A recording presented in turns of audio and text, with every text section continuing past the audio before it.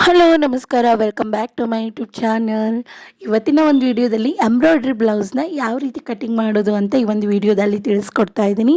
Please ಯಾರೆಲ್ಲ ನನ್ನ ಚಾನೆಲ್ನ ಸಬ್ಸ್ಕ್ರೈಬ್ ಮಾಡಿಲ್ಲ ಹಾಗೆ ಸಬ್ಸ್ಕ್ರೈಬ್ ಮಾಡ್ಕೊಳ್ಳಿ ಅಂತ ಹೇಳ್ತಾ ಇವತ್ತಿನ ವಿಡಿಯೋನ ಸ್ಟಾರ್ಟ್ ಮಾಡೋಣ. ನಮ್ಗೆ ಈ ಒಂದು ಆನ್ಲೈನಲ್ಲಿ ಆಗಿರ್ಬೋದು ಅಥವಾ ನಾವು ಓನಾಗಿ ಡಿಸೈನ್ ಮಾಡಿಸಿರ್ಬೋದು ಎಂಬ್ರಾಯ್ಡ್ರಿ ವರ್ಕ್. ಆ ಒಂದು ವರ್ಕ್ ಬ್ಲೌಸ್ನ ಯಾವ ರೀತಿ ಕಟಿಂಗ್ ಮಾಡಬೇಕು ಅಂತಂದು ತಿಳಿಸ್ತೀನಿ. ಏನಪ್ಪ ಅಂತಂದರೆ, ಕೆಲವೊಬ್ಬರು ನೀಟಾಗಿ ನಾವು ಯಾವ ರೀತಿ ಬ್ಲೌಸ್ನ ಸ್ಟೆಪ್ ಬೈ ಸ್ಟೆಪ್ ಅಂದರೆ ಫಸ್ಟ್ ಬ್ಯಾಕ್ ಅಥವಾ ಫ್ರಂಟ್ ಆಗಿರ್ಬೋದು, ಅದಾದಮೇಲೆ ನೆಕ್ಸ್ಟ್ ಈ ರೀತಿ ಕಟಿಂಗ್ ಮಾಡ್ತೀವಲ್ಲ. ಬಟ್ ಅವರು ಡಿಸೈನ್ ಮಾಡುವಾಗ ಅವ್ರಿಗೆ ಯಾವ ರೀತಿ ಅನುಕೂಲ ಆಗಿರುತ್ತೋ ಆ ರೀತಿ ಅವರು ಡಿಸೈನ್ ಹಾಕಿರ್ತಾರೆ. ಶೇಪು ಸ್ವಲ್ಪ ಸೈಡ್ ಮೇಲೆ ಬಂದಿರುತ್ತೋ ಅಥವಾ ನೇರವಾಗಿ ಕೊಟ್ಟರೆ ನಾವು ಆರಾಮಾಗಿ ಕಟಿಂಗ್ ಮಾಡ್ಕೋಬೋದು.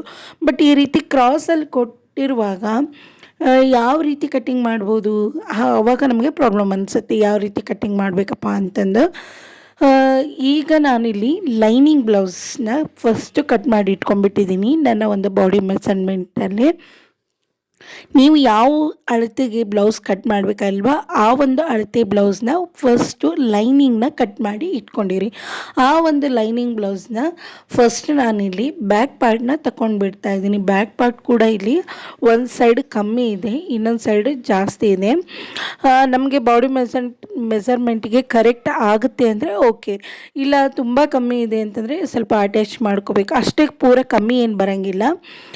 ಬಂದರೆ ಒಂದು ನಮಗೆ ಎಕ್ಸ್ಟ್ರಾ ಬಟ್ಟೆ ಬೀಡು ಅಂತ ಹೇಳ್ತಾರಲ್ಲ ಕಸ್ಟಮರು, ಅದು ಒಂದಕ್ಕೆ ಸ್ವಲ್ಪ ಕಡಿಮೆ ಬರ್ಬೋದು ಆ ಒಂದು ಮೆಸರ್ಮೆಂಟಿಗೆ. ಇಲ್ಲ ಅಂದರೆ ಬಟ್ಟೆ ಕರೆಕ್ಟಾಗಿ ಬಂದಿರುತ್ತೆ, ಪ್ರಾಬ್ಲಮ್ ಏನಿರಲ್ಲ. ಹಾಗಾಗಿ ಈಗ ನಾನು ಫಸ್ಟ್ ಬ್ಯಾಕ್ ಪಾರ್ಟ್ ಇಟ್ಕೊಂಡು ಅದಕ್ಕೆ ಎಷ್ಟು ಬೇಕು ಅಷ್ಟು ಮಾರ್ಕ್ನ ಮಾಡಿಟ್ಕೊಂಡಿದ್ದೀನಿ.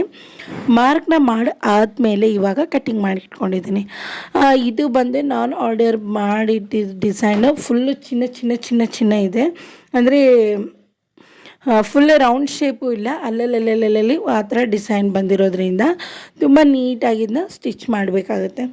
ಸೊ ಈಗ ಬ್ಯಾಕ್ ಪಾರ್ಟು ನಾನು ತೆಕ್ಕೊಂಡು ಇಟ್ಕೊಂಡಿದ್ದೀನಿ. ಇವಾಗ ಸ್ಲೀವ್ಸ್ ಮತ್ತು ಫ್ರಂಟ್ ಶೇಪ್ ಕಟ್ ಮಾಡ್ಕೋಬೇಕು.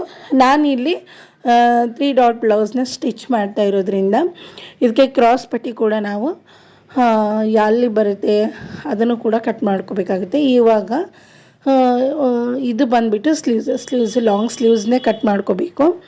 ಹಾಗಾಗಿ ಲಾಂಗ್ ಸ್ಲೀವ್ಸ್ಗೆ ಕೂಡ ನಾನು ಇಲ್ಲಿ ಅಳತೆ ಮಾಡಿ ಇಟ್ಕೊಂಡಿದ್ದೀನಿ. ಆಲ್ರೆಡಿ ಲೈನಿಂಗ್ ಬ್ಲೌಸ್ನ ಎಲ್ಲನೂ ನೀವು ಕಟ್ ಮಾಡಿ ಇಟ್ಕೊಂಡ್ರೆ ಆ ಪಾರ್ಟಲ್ಲೇ ಅದನ್ನು ಇಟ್ಕೊಂಡ್ಬಿಟ್ಟು ನೀವು ಕಟ್ ಮಾಡಿಕೊಂಡ್ರೆ ಎಲ್ಲ ನೀಟಾಗಿ ಕಟ್ಟಿಂಗ್ ಆಗುತ್ತೆ.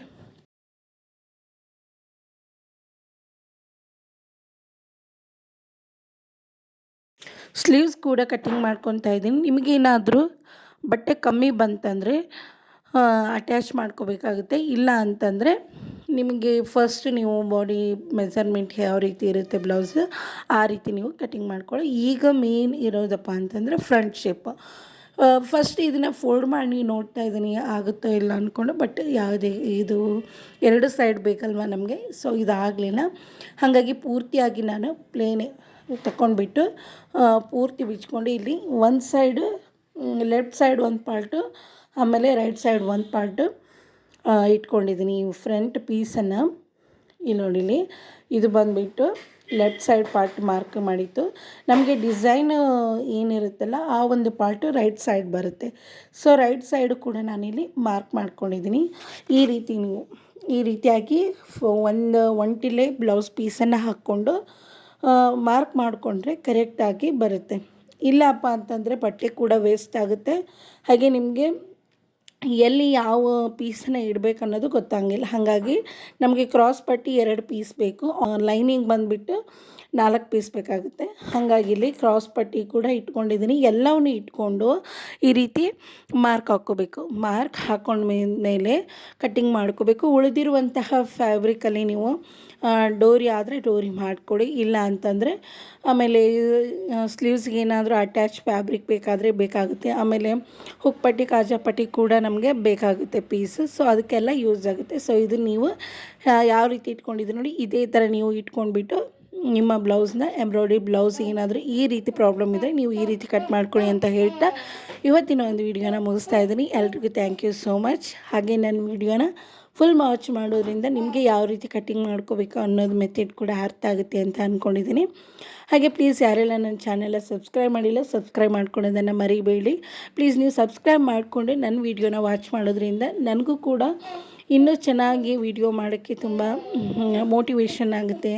ಹಾಗಾಗಿ ಪ್ಲೀಸ್ ನನ್ನ ಚಾನೆಲ್ನ ಸಬ್ಸ್ಕ್ರೈಬ್ ಮಾಡಿ ಅಂತ ಹೇಳ್ತಾ ಇವತ್ತಿನ ಒಂದು ವಿಡಿಯೋನ ಮುಗಿಸ್ತಾ ಇದ್ದೀನಿ. ಹಾಗೆ ಎಲ್ರಿಗೂ ಥ್ಯಾಂಕ್ ಯು ಸೋ ಮಚ್.